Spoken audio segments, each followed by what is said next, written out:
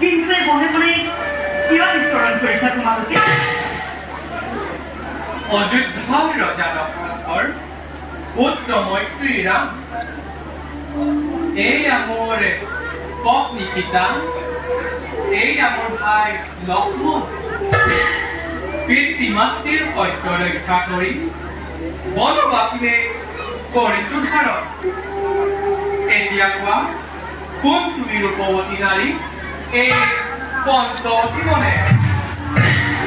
দেৱী নে মানৱী নে গন্ধৰ্ব কিন্নৰী? অৱশ্যে দেখিলে তোমাৰ ৰূপ ৰাক্ষস কুলৰ যে অয়ন্মা। শুনিছা নিশ্চয় তুমি বিশ্বসভা মুনিপুত্ৰ মহাবীৰ দশানন। তেওঁৱেই ভগ্নী নাম মোৰ সূৰ্পনখা। কিন্তু সেই মনোহৰ পুৰুষ তোমাক দেখিয়ে মই কৰিলো প্ৰেম। লগে লগে স্বামী বুলি বলিলো প্ৰাণ। পুত্ৰকাই নাৰী কিয় তুমি ৰাখিছা সঙ্গে? মোৰ সঙ্গে বলা কিয়? অৰণ্যত মহানন্দে কৰিম বিহাৰ। ৰমণী ৰূপে গুণে পত্নী হৈ হ'ব নোৱাৰো কদাপি।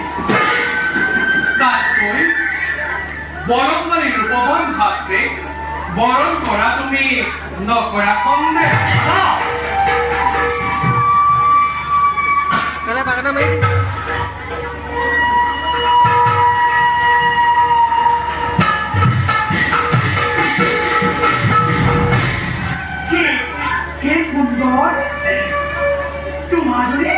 তোমাৰে সুন্দৰ পুৰুষক পালে সঁচাকৈ ধন্য হ'ব মোৰ জীৱন।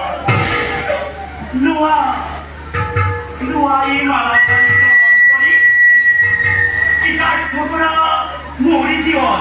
আৰু তোমাৰ এই ৰূপ সৌন্দৰ্যই সমগ্ৰ পঞ্চম জীৱন কৰিছে আলোকিত।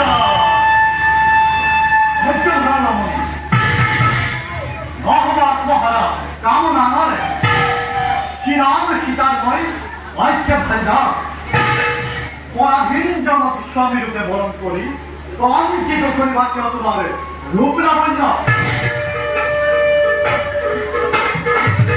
গুরু যাত্রী আমার সাথে মনোবাঞ্ছা করার রয়েছে।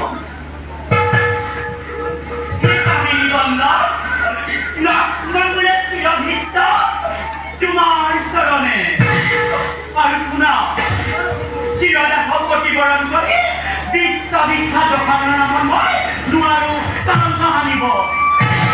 সেয়েহে কৰিছো অনুৰোধ, এই মালাধাৰী গ্ৰহণ কৰি ভাৰ্যাৰূপে গ্ৰহণ কৰা মোৰ। ৰমণী পতিব্ৰতা ৰমণী সীতা বিশ্বাসঘাতকতা কৰিব মই নোৱাৰো কদাপি। গতিকে এই স্থান তুমি কৰি পৰীক্ষা অন্য স্থানে গুচি যোৱা।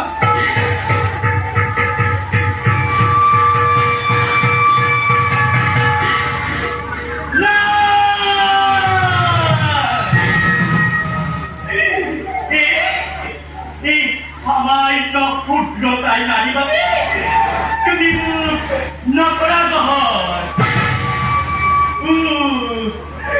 মনৰ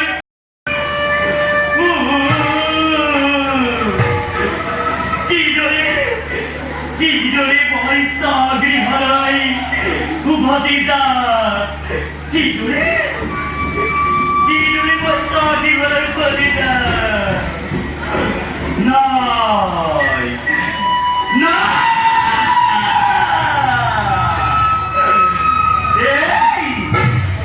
এই পিঠাখিনি ওপৰত আজি মই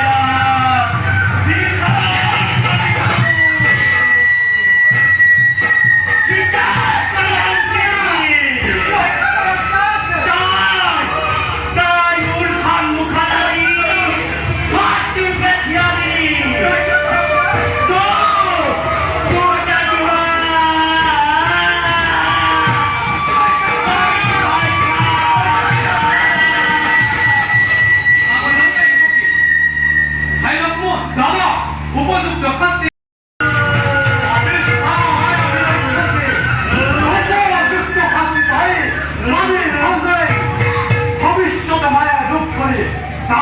দুটাতে ভয় গৰিব কথা তাৰ অধিকাৰ গৰম মুহূৰ্ততে